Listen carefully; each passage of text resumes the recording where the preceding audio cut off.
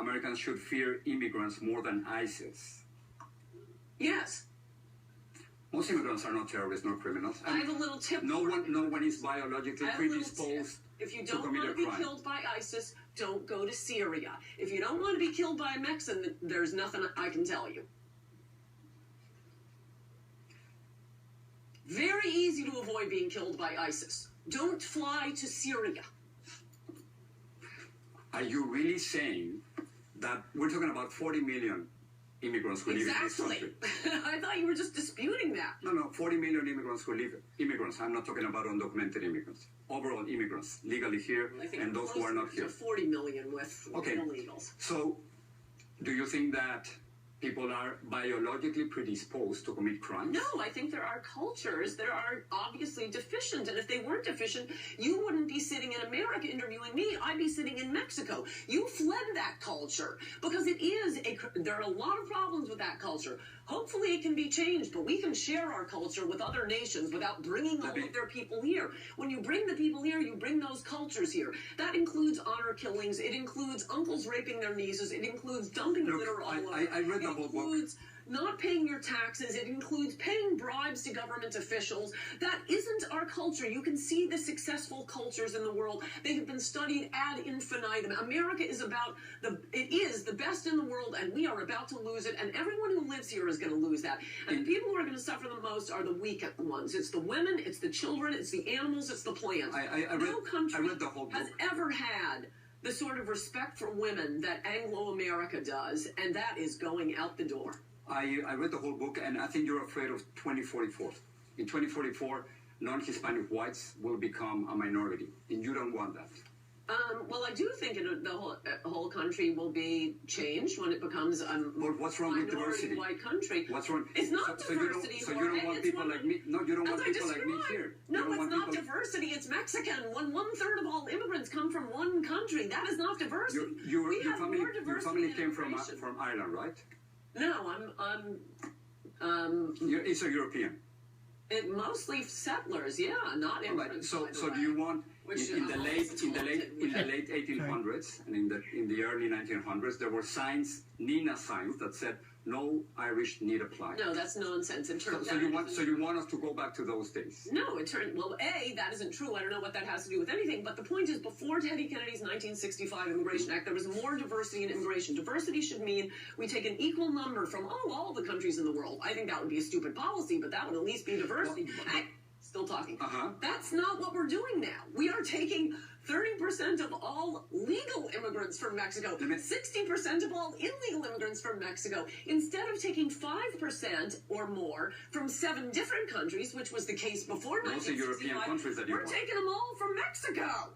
Well, okay, but... So your problem is with Mexicans, but not with Europeans? No, and you said what's the matter with diversity. I'm telling you it's not diversity. I'm just getting our facts straight. And no, I didn't want to live in Mexico. Facts. So I don't want to live in Ireland. I don't want to live in Scotland. I wanted to live in America. Why don't liberals, why do you think that the Mexicans who fled here want to recreate Mexico here? No, it helps your power because your media desirability goes up a lot. But you're not speaking for the immigrants who came here from Mexico. They left Mexico.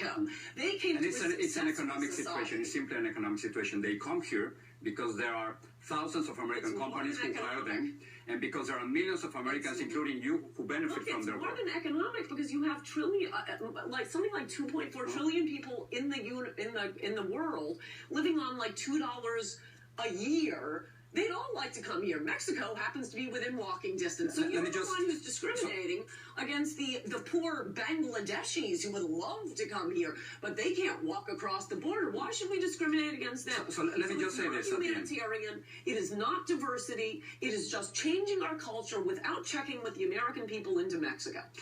Let me just finish with this. So you think there are way too many immigrants in this country? It's not only that there are way too many, we're getting immigrants who are immediately going on welfare, who are committing crime. No immigrants should be committing crime. The majority of immigrants are not terrorists or criminals. It should be zero. Why would you invite? Look, we can't do anything about our own underclass. We can't do anything about native criminals. We can do something about people we're inviting into our country. So let me just give you this number. So you're concerned about immigrants coming here. The number of foreign-born population the percentage foreign-born population. 1900s, it was 13.6%. In 1910, 14.7%. Right now, 13%. In other words, the percentage of the foreign-born population in this country hasn't changed. So you're crying wolf. No, you didn't listen to my last answer. It isn't just the fact of immigration. It's the immigrants we're getting. It is also a fact that the immigrants before 1970 were more likely to graduate. So you're concerned about Latino immigrants. Immigrants were more likely to graduate from college, were more likely to make more money, were less likely to be on welfare, were more likely to own their own homes post-1970. Upside down. True. Second generation Latinos not true. Tend to get better jobs, better salaries, better salaries. They go to college. You have 4 million Latinos who have bachelor's degrees. This is 1.4 million Latinos who have PhDs or master's degrees. Better than what? Better than their parents, not better than the native population. Better than their parents. That's second generation Latinos. Their parents who cares? We're utter peasants. Doing better than their parents isn't better than the native population. Second generation Latinos are doing much better. Than is their parents, of course. No, we're not in an international humanitarian process here. American government should be protecting the American people, not helping out the people of the world. This isn't an international charity mission. Well, that's the tradition in this country, and this is a country that was formed by immigrants, including your family and my family. We all came from another country. I didn't come from another country. Well, your family did. No, it didn't. Of course it did. No, it didn't. Of course it did. There was no, it did not. My family came from America because there was no America until they came. Okay, before your parents, there's they a came difference from someone. if they taught American history. That's the one apparently thing. They don't. The first people here back in the 1600s were not immigrants. They were settlers. They came to a society or a continent that had no country. They created this country. The Dutch, mostly the British, created America. So they were not immigrants. So nor were the first 17 presidents. Your family came from another country, so did mine. No, they weren't. My relatives are American. All right, let's take a break. You are a cultural imperialist. Thank you so much. And we're going to take a break, and then we'll be back taking questions from our audience.